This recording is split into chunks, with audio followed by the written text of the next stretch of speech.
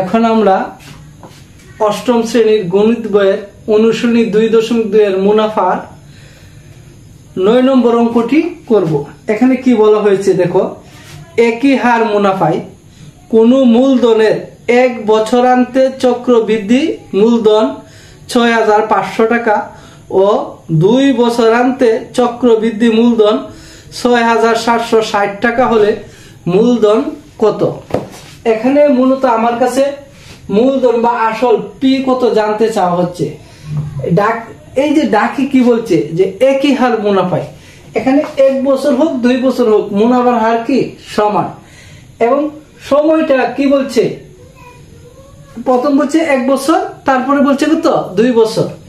এই অঙ্কটা করতে গিয়ে তোমাকে প্রথম যেটা ভালো করে খেয়াল করতে হবে যে কি এখানে কি বলছে চক্রবৃদ্ধির মূলধন। তাহলে চক্রবৃদ্ধির মূলধনের সূত্রটা কি শিখছিলাম দেখো, চক্রবৃদ্ধির মূলধন সি সমান কি P into 1 plus R whole to the power n। Just এই সূত্রটা যদি তোমার মুখস্থ থাকে অঙ্কটা দেখো কত সহজ। এখানে সি আসল কি পি, মুনাফার হার আর সময় n। আচ্ছা, 1 বছরের চক্রবৃদ্ধির মূলধন কত বলছিল 6500। দেখো এই সূত্র যেটা আছে ঠিক সেটাই দেখলাম। n এর মান কত, 1 বছর যেহেতু বলছে 1 না দিলেও হয়। তারপর দেখো 2 বছরের চক্রবৃদ্ধির মূলধন, এই যে দেখো আমার সূত্র যা আছে তা n এর মান এখন কত লিখলাম 2, কারণ আমাকে কি বলছে 2 বছর কত টাকা 6760 টাকা। এখন দেখো আমি এখানে প্রথমটা দিলাম 1 নং সমীকরণ, দ্বিতীয়টাকে কি করলাম দিলাম 2 নং সমীকরণ। আচ্ছা, এখন 1 নং সমীকরণকে বর্গ করি। কি বললে আমি কেন বর্গ করব, দেখো আমি এই জন্য বর্গ করব, এখানে 2 নং সমীকরণে কি আছে 1 প্লাস আর হোল স্কয়ার, আর এখানে আছে 1 প্লাস আর। যেহেতু আমাকে আসল বা মূলধন বের করতে হবে, আমি যদি কোনোভাবে এই যে 1 প্লাস আর কাটাকাটি করতে পারি তাহলে কিন্তু আমার পি থেকে যাচ্ছে, আর পির মান বের করতে পারলে তো আমার অঙ্ক শেষ। বুঝতে পারছো? তাহলে আমি কি বললাম 1 নং সমীকরণকে বর্গ করি। দেখো পি কে বর্গ করলে পি স্কয়ার 1 প্লাস আর এই যে হোল স্কয়ার, এই যে 6500 স্কয়ার। এখন আমি কি করব 3 নং সমীকরণকে 2 নং দিয়ে ভাগ দিব। কেন ভাগ দিব, দেখো এখানে আছে 1 প্লাস আর হোল স্কয়ার, আর এখানে কি আছে 1 প্লাস আর হোল স্কয়ার, এখানে পি স্কয়ার আছে। এখানে কিন্তু 1 plus R whole square 1 plus R whole square কাটাকাটি করলে আমার শুধু কি থাকবে পি থাকবে। তখন পির মান বের করাটা অনেক সহজ হয়ে যাবে। তখন আমার ব্রেনে আসছে যদি আমাকে পির মান বের করতে হয় তাহলে আমি যদি বর্গ করি তাহলে আমার অঙ্কটা কি সহজে মিলে যাবে। আমি যদি 3 নং সমীকরণকে 2 নং সমীকরণ দিয়ে ভাগ দিই কি হবে, এই যে দেখো 3 নং সমীকরণ উপরে আর 2 নং সমীকরণ কি নিচে। আমি তো বলছি যে 3 নং সমীকরণকে 2 নং সমীকরণ দিয়ে ভাগ করি। তো এখন ভাগ করলে কি হচ্ছে দেখো, এখানে আছে 1 প্লাস আর হোল স্কয়ার, এখানে আছে 1 প্লাস আর হোল স্কয়ার, দুইটা কেটে পেল। এখানে আছে পি, এখানে কি পি স্কয়ার, কাটাকাটি করলে আমার একটা পি থাকবে, এই যে দেখো পি। আর ক্যালকুলেটর দিয়ে টিপ দাও 6500 বর্গ দাও, দেখবা এই সংখ্যাটা আসছে। আর 6760 তো আছে। এখন এটাকে ওই সংখ্যা দিয়ে ভাগ দিন, দেখো 6250 টাকা তোমার উত্তর আসছে। অর্থাৎ পি, পি কি আসল বা মূলধন, অর্থাৎ মূলধন কত 6250 টাকা।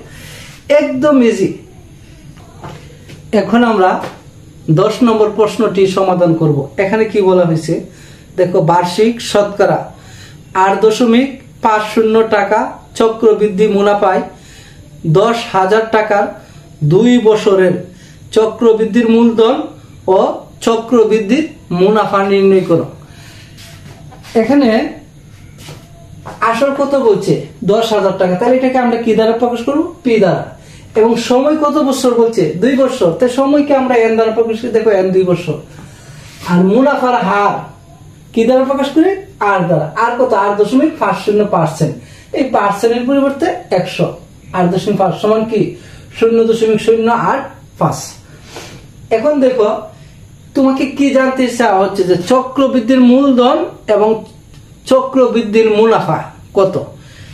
এখানে চক্রবৃদ্ধির মূলধনের সূত্রটা কি ছিল, প্রথম আগে তুমি সেটা লিখে ফেলো।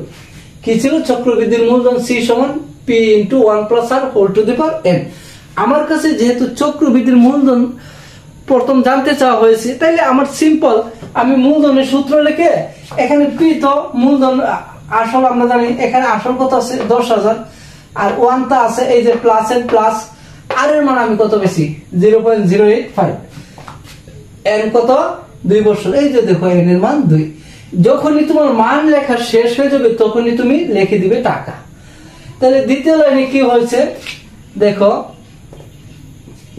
দ্বিতীয় লাইনে আমি খুব একটা কাজ করি না, দেখো যেভাবে আছে এইভাবে এখানে এই দুইটা মাত্র যোগ করলাম, ক্যালকুলেটর দিয়ে টিপ দাও, দেখো যে এই মানটা আসবে, উপরে কি আছে স্কয়ার, এই স্কয়ার টাকার অর্থ এটা কয়বার 2 বার, এই যে দেখো 10,000 লিখে এই যে এই সংখ্যাটা আমি 2 বার লিখলাম।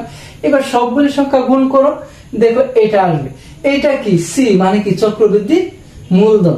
তাহলে আমি একটা জিনিস কিন্তু পেয়ে গেলাম, এই অঙ্কের প্রথম অংশে কি চাওয়া হয়েছিল মূলধন নির্ণয় করতে, চক্রবৃদ্ধির মূলধন, এই যে চক্রবৃদ্ধির মূলধন আমি পেয়ে গেছি। এবং স্যার কিন্তু আগেই বলেছিলাম যে যেখানে চক্রবৃদ্ধির মূলধন এখানে দুইটা জিনিস আছে, কি আছে আসল আছে এবং মুনাফা আছে। যেহেতু এই সংখ্যাটার মধ্যে আসল আছে মুনাফা আছে, এখন যদি আমি এখান থেকে এই যে আসল কত টাকা আছে এই টাকাটা বাদ দিই, তাইলে আমার কিন্তু মুনাফা বের হয়ে যাবে। এখন কি চক্রবৃদ্ধির মুনাফা, এই যে দেখো চক্রবৃদ্ধির মূলধন থেকে আমি কি আসল বা মূলধন বিয়োগ করলাম, কত হচ্ছে চক্রবৃদ্ধির মুনাফা 1772.25 টাকা। তাহলে একদম সিম্পল।